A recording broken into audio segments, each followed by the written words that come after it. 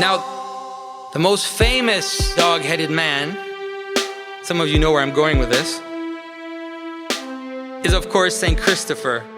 St. Christopher's traditional icon represents him as a dog-headed warrior.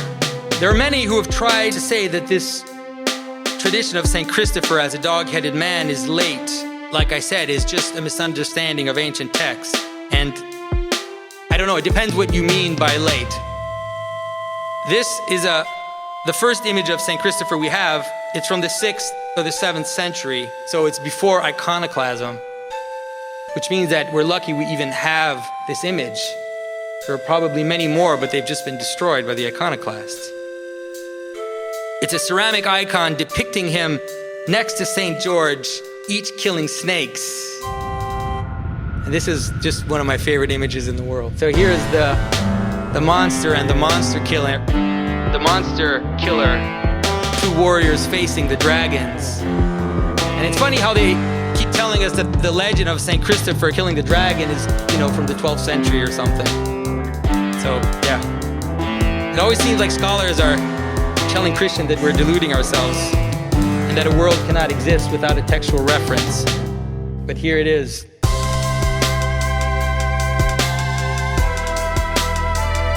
But here it is.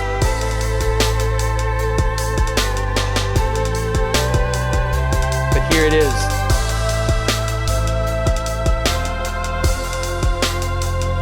But here it is.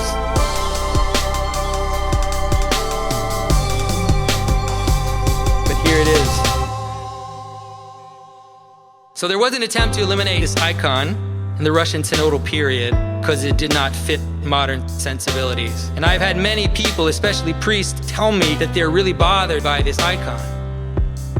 And it's funny because although I have tried to explain it in a certain manner, defend it. For example, I wrote an article about St. Christopher in the Orthodox Arts Journal, and it is one of our most popular articles.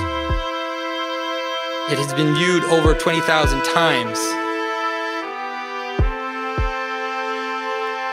When an article about a dog-headed saint is one of your most popular articles,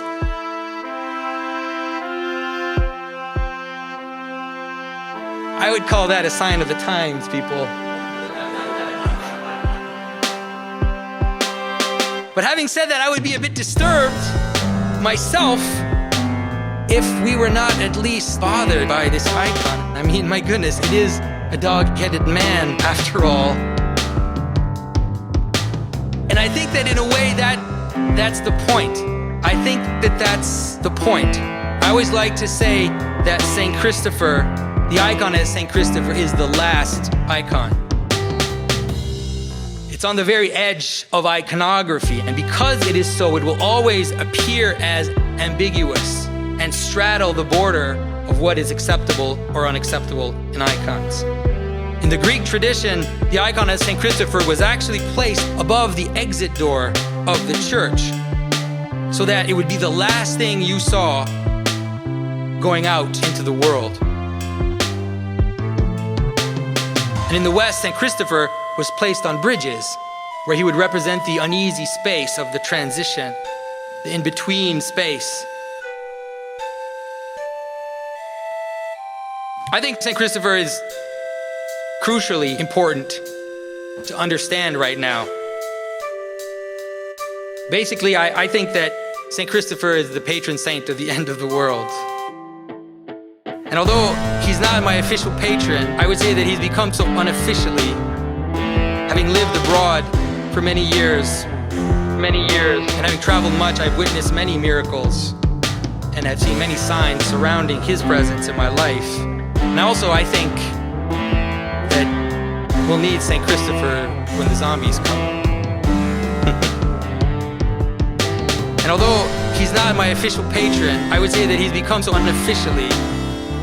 Having lived abroad for many years, and having traveled much, I've witnessed many miracles and have seen many signs surrounding his presence in my life. And also, I think that we'll need St. Christopher when the zombies come. When the zombies come.